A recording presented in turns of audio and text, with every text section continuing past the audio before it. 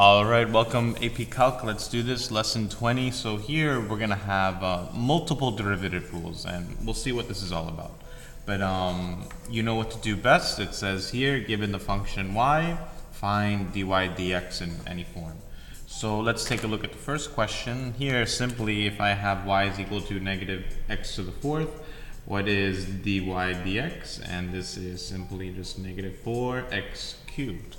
Okay? Easy money, right? And then which rule are we using? We're using the power rule, right? Okay, and here we're just done with the first one. Okay, what I want you to do is try and do the second one all by yourself. And how are you going to do it, right? So here, which rule or how we're going to continue forward? We're going to need the chain rule here, okay? Because here we have a function inside another function. So what would the setup be? Well, okay, let's have y equals. This will be our red, right? Or whatever color you want to call that. And this will be the outside, and this will be the inside. Okay. And now we want to find dy dx. So let's use the chain rule. So we got to take the derivative of the outside, which is going to be 3. And let me zoom in a little bit. Okay. Yeah. So here, how's it going to work? 3, right? Parentheses, and then we keep what's in the inside, minus 2 squared times the derivative of the inside, right? Of 2x cubed minus 2, and we're going to take the derivative of that, so dy dx is equal to 3 times 2x cubed minus 2 squared times 6x.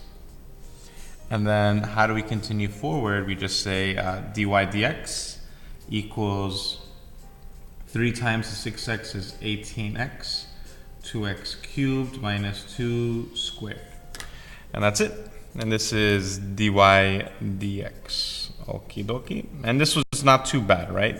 Question 1 and question 2. So then how will question 3 look like? So here, we look at question 1. This is question 2. Notice that question 3 is very similar to 1 and 2, but notice what are you doing with this negative x to the fourth that's here, and this 2x cubed minus 2 squared cubed over here, I'm sorry. What are you doing with this function and this function here? You are multiplying it, right? So if you know you're taking this function times this function, and we want to find the derivative of dy dx, what's the move we need to use? Okay, and the idea is we want the product rule. Okay, and we got to go back in time. If you don't remember the product rule, pause the video and try and remember what do you need to do to find to use the product rule, right? And here it's like if I have a function f times g, right? If I have this f, let's put it, where are my colors? Okay, so if this is f, oh no, sorry, this is g, and now I need to find f. Okay, my bad, got the colors right. So this is f and this is g, right? So what do we need? We need the derivative of f times g is equal to f prime g plus g prime f. The derivative of the first times the second plus the derivative of the second times the first. And we've done this before, right? So here if we have some f prime, right? And then what's the next one we're going to have? We're going to have g and g prime, right? What is f and f prime? Well, we already did this. So like here, if I have, what is f here? F is negative x to the fourth, right? Well, we already took the derivative of negative x to the fourth. It's just negative 4x cubed. Okay. What about g? G is parentheses 2x cubed minus 2, the whole thing to the third. And what's the derivative of this? We already did it up here, which is 18x times 2x cubed minus 2, the whole thing squared. And the idea is all we need to do is just put it into this format. So here we're going to have dy dx is equal to Okay, well, what's f prime? F prime is negative 4x cubed times the derivative of g. G is this, so 2x cubed minus 2 cubed plus, what is our g prime? Our g prime is 18x times 2x cubed minus 2, the whole thing squared, times the derivative of this, which is, I'm sorry, the original f, which is negative x to the fourth. Okay? And that's the setup. Okay? And here, I mean, could you simplify? You could, but let's just leave it in any form, just like this. So that would be pretty nice. Okay? So just to recap, the real main problem is going to be the third one on every page. So notice that to do this third question, right, let's just review. We had to use the product rule, right? And we had to take the derivative of the first, and we had to take the derivative of the second, right, to put it into this form. So this is the first, this is the derivative of the first. This is the second, this is the derivative of the second. And then how did we find it? Like, to find the derivative of this, easy money. But to find the derivative of this, what did we do? We had to use the chain rule for this one. So this was a chain rule. Okay? So let's try and do the next question, right? Notice that the real question we want to get up to is this question over here, okay? And why don't you try and do the sequence by yourself? First, find the derivative of this one, then this one, and then put it together. And which technique are you going to use, right? So here, let's look at number 4.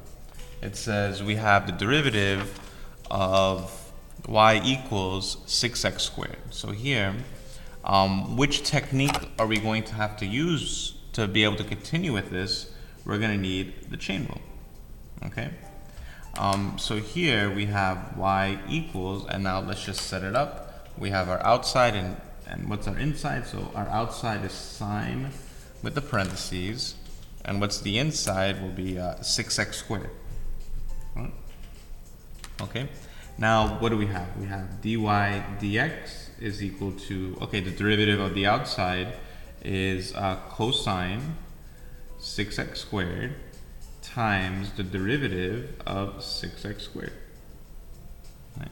And then here dy dx is equal to cosine 6x squared times 12x. Right? And then we bring this 12x to the front, so we say dy dx, dy dx is equal to 12x times cosine of 6x squared. Okay? And this is the derivative of y for question 4. Okay? Try and do question 5 by yourself, right? How would we start off with this? Okay? For this question, you got to remember that if we say cosine cubed x, that's the same as cosine of x, the whole thing cubed. Remember, we could take that 3 and put it on the outside, and don't forget, at the very end of the problem, we're going to put that 3 back on the inside. So here, the setup is y is equal to cosine of x, the whole thing cubed. Okay? Now you show what's on your outside and what's on your inside. So here, our outside will be the parentheses with the 3, and our inside will be cosine of x. Okay? And now here, which technique are we going to need to use? We're going to have to use the chain rule again. Okay? So here we're going to use the chain rule. And now here, what happens? We have dy dx is equal to 3 times cosine of x, what's on the inside, right? Doesn't change, times the derivative of the inside. Okay? And how do we continue forward? Dy dx is equal to 3 times cosine of x times negative sine of x. Okay? And then now here we just have dy dx is equal to, oh wait, did I forget something? Yes, there's a square here. Okay, caught that. So yeah, because it's 3 over here, then 3 minus 1 is 2. So then now this becomes 3, actually a negative 3, because we're going to multiply the 3 times this negative. And now what do we do here? You remember how we took the cube and put it on the outside. Now we're going to take this square and put it on the inside, and we're going to say cosine squared x times sine of x. Okay, and this is our dy dx for the next problem. I'm sorry, for this problem number 5. Okay, now finish it up. Question 6. Here, what are we going to use? Notice that you have this question 4, right? And this question 5. What's happening between these two functions? It's a product rule. So you have to identify what is the f and what is the g. Notice that this is our f, right? And this cosine cubed x is our g. So we're going to need f, f prime, g, g prime, right? Because when we use the product rule, what's the setup? If we have a function f times g and we want to take the derivative of it, it is the derivative of the first times the second plus the derivative of the second times the first. Okay? But we already did the hard work of finding the derivatives of each of these. So if I had sine 6x squared, what is the derivative of sine 6x squared? It's just 12x times cosine of 6x squared. Okay? And if we have g, what's the derivative of cosine cubed x? It was just negative 3 cosine squared x times sine of x. Right? Now it'll feel not weird, but what do we have to do? We just got to plug everything in. So then now we know that dy dx is equal to, okay, well, we need the derivative of the first. So this is 12x times cosine 6x squared, and now here times the second, right? So what's the second? It's just times cosine cubed x plus, what's next? Here we have the derivative of the second, which is, okay, notice how, you see how there's a positive symbol here? Instead of making this positive, I'm just going to make it negative, because you're going to have to multiply this positive times the negative, because it's g prime, right? And for that g prime, we have a negative. So here it'll just be negative 3 cosine squared x times sine of x times sine of 6x squared. Okay? And it looks like a lot, but this is the whole thing. And what I'm going to do is I'm going to pause the video real quick and see if we need to simplify this any further. Give me 1 second.